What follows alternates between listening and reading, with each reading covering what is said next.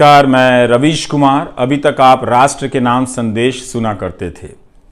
जब किसी को लगे कि सेठ देश को अपनी जेब में रखने लगा है, तब राष्ट्र के नाम संदेश सुनना बंद कर दीजिए। सेठ के नाम संदेश सुनाना शुरू कर दीजिए। आप चाहें तो अपने रेडियो चैनल पर सेठ की बात भी शुरू कर सकते हैं। संडे के दिन आजादी के आंदोलन के समय भारत के कई सेठों ने अपना बिजनेस दांव पर लगा दिया, इसलिए कि भारत आजाद हो और लोकतंत्र कायम हो। अब उसी आजाद भारत में कुछ सेठ ऐसे हैं जो लोकतंत्र और अभिव्यक्ति की आजादी को कुचलने के नए नए तरीकों में हिस्सेदार बनते जा रहे हैं। इसलिए सेठ के नाम संदेश जारी कर रहा हूं। कारोबार बहुत साफ है मेरी समझ में कि देश और समाज के लिए अत्यंत जरूरी है। दुनिया के अन्य देशों की तरह हमारे देश के सेठों ने भी समाज को बहुत कुछ दिया है, लेकिन हर सेठ को आप उसी एक चश्मे से नहीं देख सकते हैं। बहुत सारे सेठ होते हैं जो बहुत मेहनत करते हैं, अपना उत्पाद बनाते हैं, उस उत्पाद को लेकर दुनिया में विश्वास हासिल करते हैं, दूसरे अच्छे उत्पादों से प्रतिस्पर्धा करते हैं, पैसा कमाते हैं, समाज और देश को देते हैं। मगर दो चार सेठ ऐसे होते हैं जो राजनीति के बेहद खास होते हैं। उन्हें हर चीज का ही ठेका मिल जाता है, जंगल से लेकर बंदरगाह, आसमान से लेकर जमीन तक का। ऐसा लगता है कि बाकी किसी सेठ को बिजनेस करना नहीं आता है। ऐसे सेठ का सारा कारोबार आप देखेंगे कि सरकार की संपत्ति के आसपास घूमता है। इस तरह के सेठ का मूल्यांकन आपको अलग से करना चाहिए। सभी को सभी में मत मिलाइए। यह उन सेठों की तरह नहीं है जो गली नुक्कड़ पर गर्मी, सर्दी, बरसात में हड्डियां गलाते हैं और बिजनेस करते हैं। ऐसे ही दो चार सेठों के लिए यह सेठ के नाम संदेश है। इनका बिजनेस सरकार की गोद में बैठकर होता है, इसलिए इन्हें आप गोदी सेठ कह सकते हैं। जैसे गोदी मीडिया होता है, वैसे ही भारत में गोदी सेठ आ गए हैं। गोदी मीडिया में दो तरह के सेठ हैं, इसे ध्यान से समझिए। पहले प्रकार के वे सेठ हैं जो इस माध्यम में बहुत पहले से जमे हुए थे, लेकिन उन्हें गोदी मीडिया बनाया गया। वे गोदी मीडिया के जरिए अब धंधा कर रहे हैं। गोदी मीडिया क्या करता है? जनता से सच्चाई छिपाता है और दिन रात आपको हिंदू मुसलमान के बीच विवाद में उलझाकर रखता है या इसी तरह के दूसरे विवादों में फंसाए रखता है। तो गोदी मीडिया देश का पहला ऐसा बिजनेस है जिसमें हजारों लोग इस बात के लिए घर से निकलते हैं कि दफ्तर पहुंचकर खराब से खराब प्रोडक्ट बनाएंगे। ऐसा कहीं बिजनेस आपने देखा है? घटिया प्रोडक्ट बनाने के लिए लोग घरों से निकल रहे हैं, कम लागत में बना रहे हैं ताकि आप खुशी खुशी मुफ्त में आपको मिले और समझे कि आप ग्रहण कर रहे हैं। ये लोग घर से निकलते हैं कि हम पत्रकारिता करने जा रहे हैं, यही बताकर निकलते हैं, लेकिन पत्रकारिता के नाम पर दफ्तर पहुंचकर जहर फैलाने का काम करते हैं। केवल जहर ही नहीं, जनता तक दूसरी सूचनाएं ना पहुंचे, जनता की बात सरकार तक और जनता तक ना पहुंचे, इसके लिए गजब गजब का प्रपंच रचते हैं। लेकिन अब जनता कुछ कुछ समझने लगी है। समझ रही है जनता कि नफरती डिबेट से उसका भला नहीं हो रहा है। जिन बच्चों को डॉक्टर बनाने में ध्यान देना चाहिए, वे दंगाई बनाने के खेल में फंसाए जा रहे हैं। उसकी मानसिकता का प्रसार हो रहा है। तो कोई भी नहीं चाहेगा कि उसका बच्चा दंगाइयों की मानसिकता के साथ बड़ा हो। तो अब यहां से बदलाव का रास्ता खोजा जा रहा है। आपके लिए नहीं बदलना है, किसी और तरीके से बदलना है ताकि आपको झांसा दिया जा सके कि यह कोई दूसरा मीडिया है, उनसे अलग है। यह बात आपको समझनी है। गोदी मीडिया पार्ट 2 लॉन्च होने जा रहा है। एंकरों की जगहें बदली जा रही हैं। आप देखेंगे एक एंकर यहां से वहां जा रहा है, वहां से यहां आ रहा है। नए गोदी सेठ लाए जा रहे हैं। ये दूसरे वाले सेठ जो नए तरीके से गोदी मीडिया का काम करेंगे। आप सोचिए, अगर सेठ ही गोदी हो तो क्या उसका मीडिया गोदी मीडिया नहीं होगा? सोचिए, जिस सेठ का सारा काम सरकार से जुड़ा हो, कई तरह की सरकारों से जुड़ा हो, क्या वो सरकार से सवाल पूछ पाएगा? आप सोचिए। आपके लिए कौन पूछेगा, कौन बोलेगा? जब आपको लगेगा कि आपके लिए किसी को बोलना चाहिए, तब यह गोदी मीडिया पार्ट 2 क्या करेगा?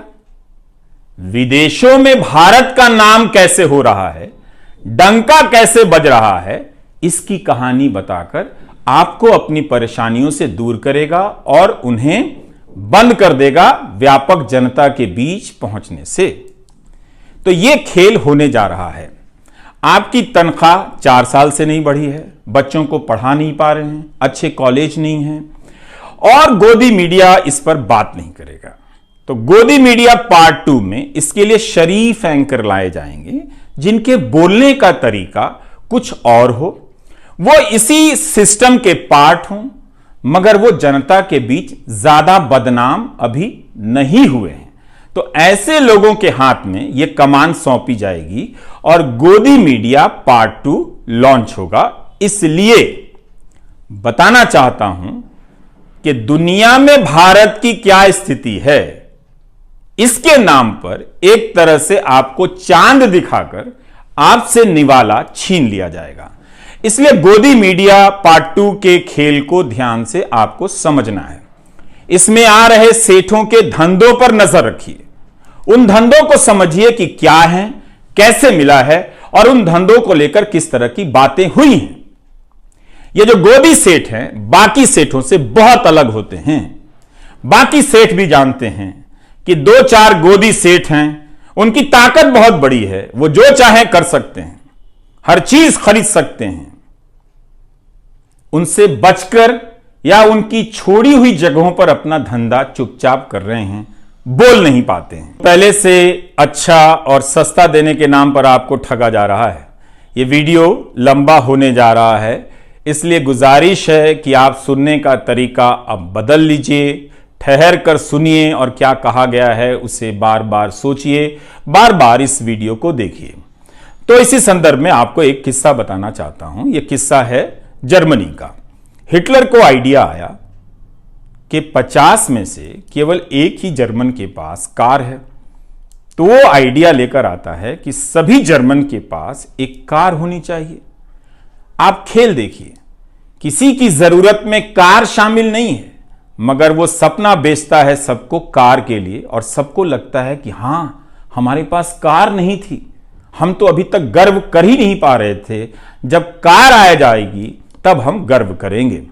तो इस किस्से को आपको खास संदर्भ के लिए बताना चाहता हूं।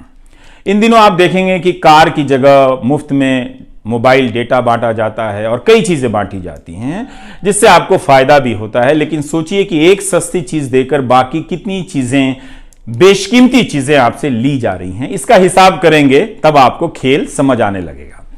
तो मई 1937 में नाजी पार्टी की मजदूर इकाई एक कोऑपरेटिव बनाती है, फोक्सवैगन के नाम से फर्डिनेंड पोर्श को ले आती है, जो अमीरों की कार तब बनाया करते थे। बहुत ऑटोमोबाइल इंजीनियर थे उस समय के, बहुत ही लोकप्रिय ऑटोमोबाइल इंजीनियर थे फर्डिनेंड पोर्श। अब वो गरीबों के लिए, आम लोगों के लिए सस्ती कार की डिजाइन करने लग जाते हैं।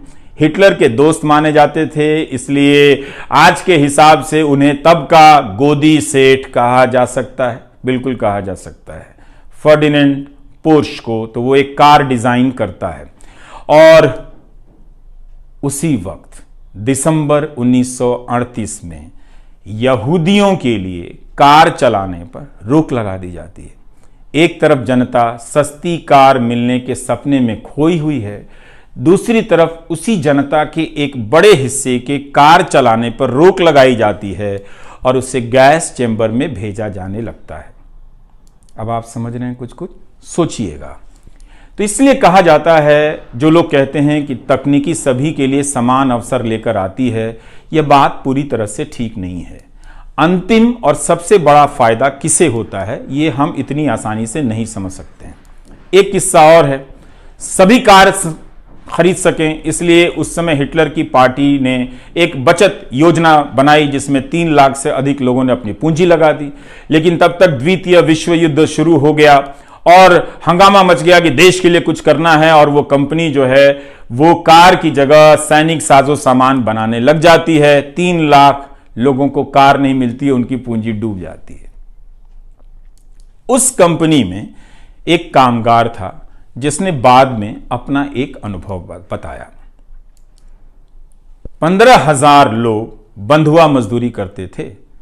350 लोग इसलिए मर गए कि उनके इलाज की कोई व्यवस्था नहीं की गई, यानी इंसान की वहां कोई कीमत नहीं थी। तो उस व्यक्ति ने क्या कहा? उसने कहा कि उसे कारखाने में ही समझ में आया कि वह एक गुलाम है। उस प्लांट में काम करते हुए उसने महसूस किया कि वह केवल एक सामान है, वस्तु है, व्यक्ति नहीं है जो केवल काम और काम कर सकता है किसी के इशारे पर। इसी समय गुलाम भारत के सेठ क्या कर रहे थे, उस इतिहास में जाएंगे तो आप सेठों पर गर्व करेंगे। बल्कि आज भी भारत के लाखों व्यापारी आजादी के आंदोलन में उस समय के सेठों की भूमिका पर गर्व करते हैं। ऐसी विरासत देकर गए हैं वो, हम सभी को करना चाहिए। हम केवल चंद बड़े सेठों के नाम जानते हैं जो मैं बताऊंगा, लेकिन उस वक्त देश भर के अनगिनत सेठों ने, कारोबारियों ने अपना बिजनेस दांव पर लगा दिया कि भारत आजाद हो, लोकतंत्र कायम हो। जमनालाल बजाज, वाडीलाल लल्लू भाई मेहता, सैमुअल एरन, लाला शंकर लाल भी सेठ ही थे। ब्रिटिश हुकूमत से लोहा ले लिया, सीधे कांग्रेस में शामिल हो गए जो उस वक्त आज़ादी के आंदोलन का नेतृत्व कर रही थी। जीडी बिरला, अंबालाल साराभाई, वाईचंद, हीराचंद जैसे सेठ कांग्रेस में शामिल नहीं हुए, ऐसे भी लोग थे, मगर बाहर से आंदोलन का समर्थन करते रहे। इनमें से कोई भी सामान्य सेठ नहीं था।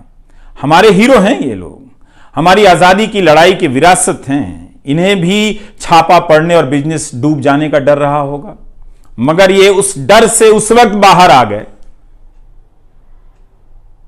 इन सब सेठों के योगदान को आप ध्यान से देखिए, पता चलेगा कि कईयों ने अपनी दुकान जलाकर आजादी के आंदोलन को सींचा है। आज भी ऐसे कई सेठ हैं जो भारत को इन्हीं सपनों के साथ देखना चाहते हैं, आज भी, मगर वे डर गए हैं, डरा दिए गए हैं, इसलिए अब नहीं बोलते हैं। आपको याद है एक बार राहुल बजाज ने अमित शाह से एक सवाल पूछ लिया, कितना हंगामा मच गया था, बड़ी खबर बन गई थी, क्योंकि अब पब्लिक में आपके सेठ सरकार से सवाल नहीं करते हैं। एक समय था जब काफी बोला करते थे, इसलिए मुझे लगा कि सेठ के नाम संदेश जारी करना जरूरी है। तो आजादी के समय के सेठ बिजनेस तो कर रहे थे, मगर यह भी देख रहे थे कि जनता के साथ अन्याय हो रहा है। उन्होंने आजादी की लड़ाई में हाथ और धन दोनों बटा दिए। बेंगलुरु के हाजी उस्मान सेठ ने तो अपनी सारी पूंजी गांधी के आंदोलन को दे दी, आयात किया हुआ सारा सामान जला दिया। बाद में हाजी उस्मान की मौत किराए के मकान में हुई, लेकिन जब उनकी मैयत निकली तो इतने लोग शामिल हुए कि 5 किलोमीटर की लाइन बन गई। यह था सेठों के प्रति सम्मान, उनका आदर और उनका योगदान।